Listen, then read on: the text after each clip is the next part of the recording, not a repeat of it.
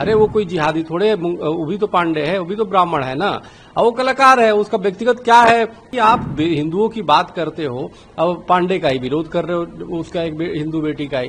भाई जिहादी मानसिकता के लोगों को देखा है कि राम बन करके एक्टिंग करते हैं, जिसको मैंने बोला भी।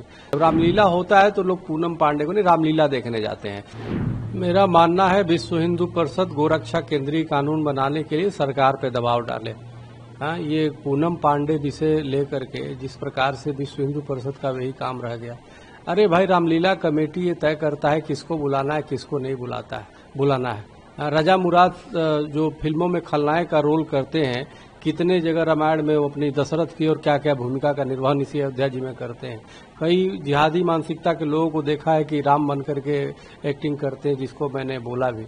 सवाल यह है कि कहीं न कहीं गोरक्षा और तमाम और हिंदू मुद्दों को वो करने के लिए, भटकाने के लिए, पहले आप देखो कुंभ का जो है पूरी आयोजन माला वाली से लेके ममता कुलकर्णी तक खाली उसी को चलाते रहे। पूरी कुंभ का जो है ये नहीं बताया गया कि भाई कुंभ की क्या प्रमुखता है। उसी प्रकार से अब रामलीला को भी विवादित करने का एक बहुत बड़ी साजिश है। अरे भाई, पूनम पांडे विषय नहीं, जब रामलीला होता है तो लोग पूनम पांडे को नहीं, रामलीला देखने जाते हैं। इसलिए व्यक्ति का क्या व्यक्तिगत जीवन में क्या है, वो अभिनेत्री है, जो कलाकार है वो अपना करते हैं। ये ठीक बात है कि हर रामलीला को अपनी गाइडलाइन एक बनाना चाहिए कि शुचिता को ध्यान रखे, कोई अश्लीलता या किसी प्रकार से वो न हो।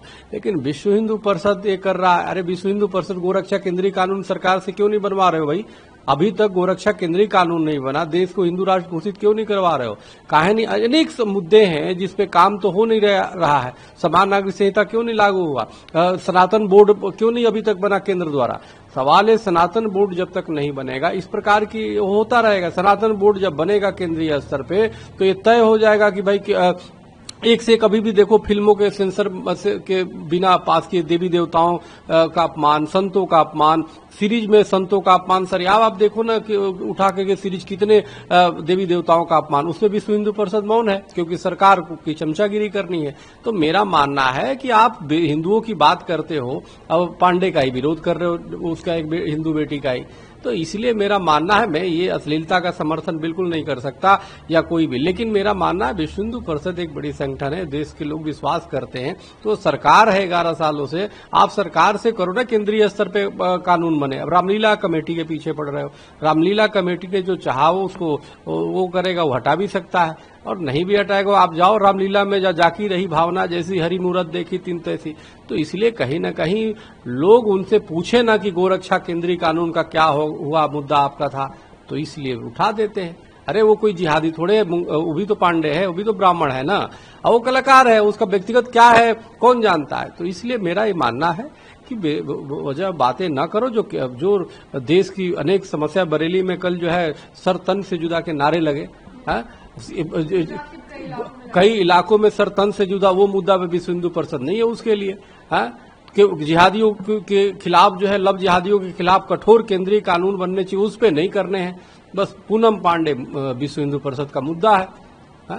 तो ये बड़ा दुर्भाग्यपूर्ण है, बहुत ही गलत हो रहा है। हमें लगता है कि एक ठोस स्तर पे, केंद्रीय स्तर पे सनातन बोर्ड बनने चाहिए, जिससे सनातन धर्म की किसी भी कोई भी भावना आहत न कर सके।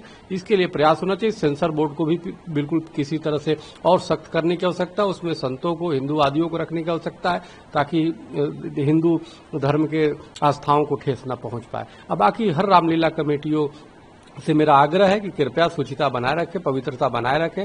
लोग आस्था से आते हैं, तो इसलिए रील और रीच पाने के लिए और टीआरपी लेने के लिए कोई भी चीज हरकत ना करे, रामलीला से किसी प्रकार से छेड़छाड़ ना करे।